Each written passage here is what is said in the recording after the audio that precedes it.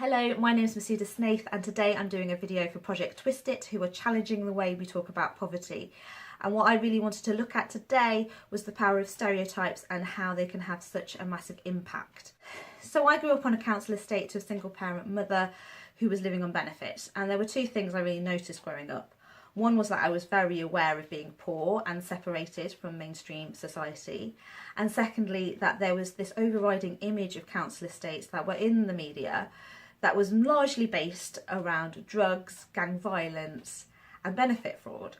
And I remember on my first day in secondary school, when I went to a school that was not in my council estate but in the neighbouring community, a girl sat next to me, and when she found out I was from the estate, the very first question she asked me was, did I carry a knife? And that was quite shocking to me because I didn't know anybody who carried a knife, and it just kind of highlighted to me this idea people have of what people from council estates are like and how far removed that is from the reality.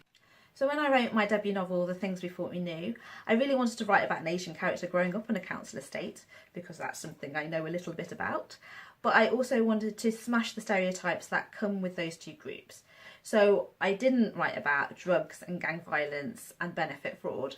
And for my Asian character, I didn't want her to be part of a big Asian family that only really cared about arranged marriages and terrorism, which seems to be the two subjects that always crop up with Asian characters. So the central character, Ravine, has a mum who is a single parent, but she's also incredibly independent and flouts all convention, and I hope is a very warm and loving character. What I'm going to do now is read you a bit from the book, which is from the perspective of Ravine, writing to her best friend Marianne, who she hasn't seen for many years. At school, we did every project together. There was the time we tried to research a tourist brochure of our local area, but the only facts we found out were how the city was roughly in the middle of the country, had a cheese named after it, and was once home to Daniel Lambert, the fattest man in England. It took us a while to come up with a slogan. At first we thought of Leicester, in the middle of everything, then became more ambitious with Leicester, eat cheese, get fat, get famous. Eventually we decided to steal Rebecca Knight's idea, Leicester, the heart of England. Rebecca Knight sat on the top table and was so clever she didn't have to do partner work. She was a safe bet. When it came to the actual content of the brochure, we decided to narrow our focus to facts about West Hill Estate and more specifically the residents of Bosworth House and their pets. Most of those people have left now. The Pattersons still live on the 4th floor, one mother, 3 boys, 2 British bulldogs, and Sandy Burke and her twins live on the 1st, 3 cats. But other people like old Mrs. Simmons across the hall, 2 budgies and 1 parakeet, have gone. I suppose you won't remember much about Bosworth House, it's been so long. You probably remember the size of it, looming high and wide as it sits on the side of the hill, but you'll have forgotten the details. The bars they extended on the balcony so that people wouldn't throw themselves or each other over the side.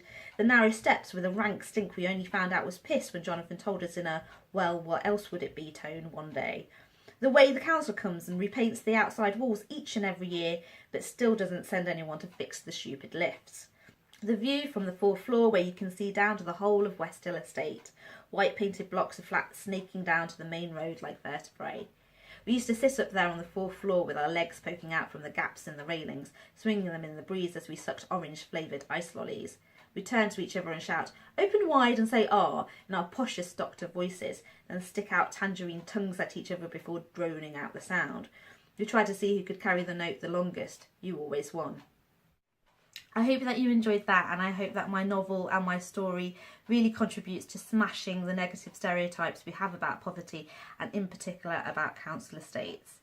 I never told anybody when I was growing up that I wanted to be a writer. Being an Asian girl growing up on an estate, it felt like saying that out loud would seem mad. But if you want to be a writer or an architect or a doctor or whatever it is you want to be, it is possible. And that doesn't mean that it's easy. I think when you come from a financially deprived upbringing, there's certain challenges, but I also think that we're made to feel it's impossible, and I hope that my story really shows that it's not. So thank you for listening to my video for Project Twist It today. I hope you have a great day.